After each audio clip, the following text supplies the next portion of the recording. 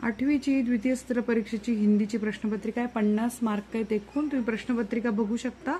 तर निम्नलिखित परिच्छेद पढ़कर सूचना के अनुसार कृतियां कीजिए. यामध्ये जो परिच्छेद दिलेला आहे तो परिच्छेद तुमच्या पाठ्यपुस्तकातील आहे आणि या परिच्छेद में मैं उससे भी आगे बढ़कर कहूंगा पासून ते पाप का भागी हे. तर हा परिच्छेद वाचून तुम्हाला कोणत्या धड्यातील हा परिच्छेद वाटतो मला जर कमेंट करून सांगू शकता का. याचं उत्तर आहे पहिल्या परिच्छेदचं की संकेत लिपी आशुलिपी उपयुक्तता मूर्ख अज्ञान नीति संबंधी नैतिक और आकलन कृति है राजनीति विज्ञान के 2 भाग दैवी और राक्षसी. शब्द संपदा है आत्मा आत्माएं आंख आंखें. आगे का सवाल है परिच्छेद में प्रयुक्त उपसर्गयुक्त शब्द ढूंढकर लिखो. स्वमत अभिव्यक्ति.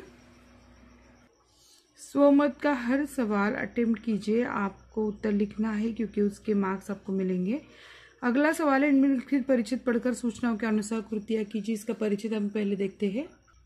तो परिच्छेद का विषय रमन की वर्षगांठ की बात तो मैं कभी भूल नहीं सकता से तुम और पिताजी मेरा जन्मदिन क्यों नहीं मनाते. तो इसके आधार पर हम प्रश्न देखते हैं. प्रश्न है सबसे पहले आकृति पूर्ण कीजिए. लाल परी के जादुई देश की विशेषताएं. प्रेजेंट्स स्वयं गुलदस्ते सासजा ट्रॉफिया उल्लास सहजते उसकी माँ डैडी ढेर सारे रंग बिरंगे गुब्बारे. आकलन कृति में परिच्छेद में से 2 प्रश्न तैयार करें जिनके उत्तर बेसब्री. रमन किसका बेसब्री से इंतजार कर रहा था और थप्पड़ पापा ने बेटे को थप्पड़ क्यों जड़ दिया. तो ऐसे वाक्य तैयार करने हैं. संक्षेप में उत्तर लिखिए. रमन के जन्मदिन पर न जाने के बाद लड़के द्वारा किया गया विद्रोह लिखना है. और शब्द संपदा में है डपटना मतलब डांटना और पछतावा मतलब पश्चाताप. तो स्वयं अभिव्यक्ति में सवाल पूछा गया आर्थिक विषमता का बच्चों पर प्रभाव विषय पर अपने विचार लिखिए. आगे पद्य विभाग है. निम्नलिखित पद्यांश पढ़कर सूचनाओं के अनुसार कृतियां कीजिए. आकलन कृति. तो पद्यांश के लिए हमारे यहाँ पे कविता दी गई. प्रसव वेदना सह जब जननी हृदय स्वप्न निज मूर्त बना कर से प्रार्थना इससे शुभ कर. यह है पंक्तियां. तो इसके आधार पर हमें प्रश्न दिए गए हैं. तो ये प्रश्न देखिए आपको इस सवाल का जवाब आता है क्या. प्रभु ने इसका दायित्व किया है. अंधे युग में प्रभु का एक अंश माता और कृषक. आगे है पद्यांश में उल्लेखित मानव के विभिन्न रूप लिखिए. बालक और कृषक. पर्यायवाची शब्द लिखिए. जननी माता माँ कृषक किसान. स्वमत अभिव्यक्ति के लिए मन शांति के लिए चिंतन मनन आवश्यक है. इस पर आपके विचार कीजिए प्रकट. और व्याकरण और भाषा ज्ञान में प्रश्न है सूचना के अनुसार मुहावरों का अर्थ लिखकर अपने वाक्य प्रयोग कीजिए. नीचा दिखाना अपमानित करना. निम्नलिखित विभक्ति का अपने वाक्यों में प्रयोग करें. ने और में. अव्यय का वाक्य में प्रयोग कीजिए परंतु और के सामने. इसके लिए 1-1 अंक है. सहायक क्रियाओं का वाक्य में प्रयोग कीजिए. जाना बच्चे घर बनाने में जुट गए. खिलाना माँ ने बच्चों को खाना खिलाया. संज्ञा के भेद लिखिए. नदी जातिवाचक संज्ञा. सीता व्यक्तिवाचक संज्ञा. विशेषण शब्दों के भेद लिखिए. वह सर्वनाम और 4 संख्या विशेषण. लिंग पहचान के लिखिए. कवयित्री स्त्रीलिंग और पिता पुल्लिंग.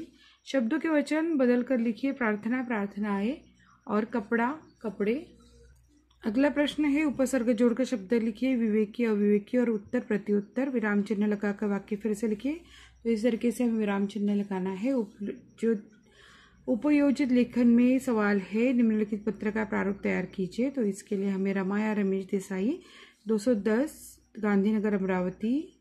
तो इस जो पत्र है वो पत्र हमें दिया गया है स्वास्थ्य अधिकारी के लिए महानगर पालिका अमरावती को. दूषित पानी की पूर्ति के बारे में ध्यान आकर्षित करते हुए पत्र लिखना है. निम्नलिखित प्रत्येक रूपरेखा के आधार पर कहानी लिखनी है. तो इसके लिए विषय दिया है. एक किसान था. उसकी पत्नी द्वारा धनी होने की कल्पना से परी के दर्शन वरदान मांगने को कहना. किसान की पत्नी का लोभ गहनों का शौक. हाथ सोने का बना दो और हाथ रुक जाना तकलीफ. दूसरा वरदान मांगना. हाथ पहले जैसा बना दो. परी का तथा सुख कर अदृश्य हो जाना. इस कथा को हमें अच्छे से लिखना है.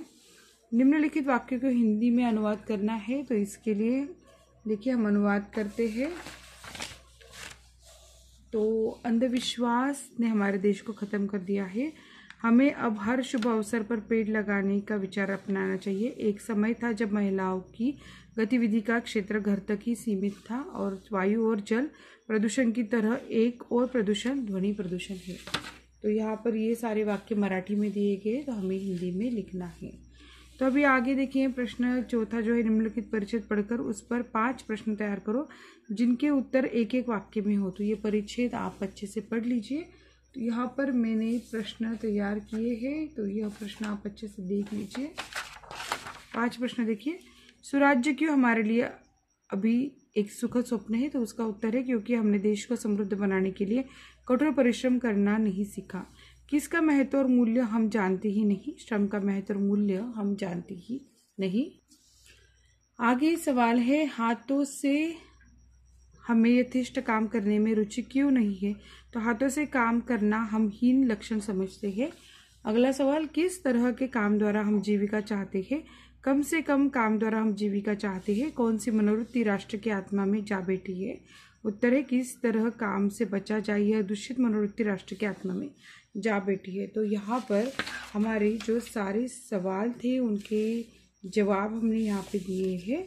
तो आपको यह परीक्षा अधिक से अधिक मात्रा में सफल तरीके से जाए और आपको अच्छे से मार्क्स मिले, यही कामना करते हुए हम यहाँ पर विदा लेते हैं। All the best. मिलते हैं अगले वीडियो में। धन्यवाद।